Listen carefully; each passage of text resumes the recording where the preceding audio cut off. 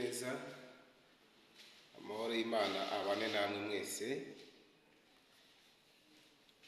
Haciyemo iminsi rero ntaboneka, uretse ko n'ubundi mba mpari mu buzima busanzwe, ariko nanjye ndi amahoro tu. Mwe mumeze neza se? Ndabakunda cyane rwose, ndabakunda cyane. Sasa rero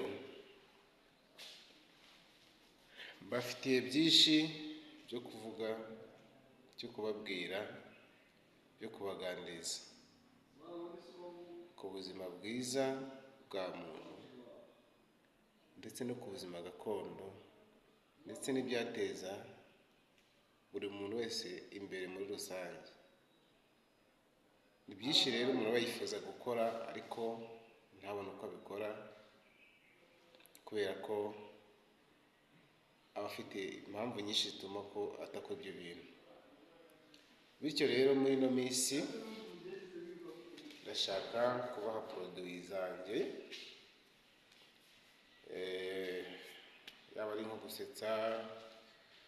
Ubundi ahanini iyi channel ya YouTube channel yanjye niyo nayifunguriye kuyishyiraho ibijyanye n'ubuzima bwa gakondo, imiti gakondo, ariko nkayikubwira wowe ukajya kwishakira nimba uyikeneye. Niyo mpamvu rero nayifunguye, kugira ngo mbashe kuba nafasha umunyarwanda, umunyamahanga,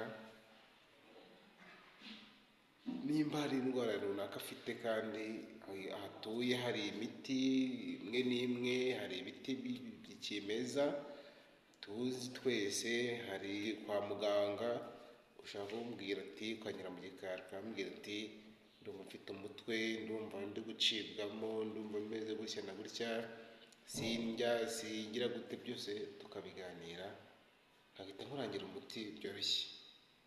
Yewe niyo waba uri hehe biroroshye, no kukurangira umuti biroroshye cyane.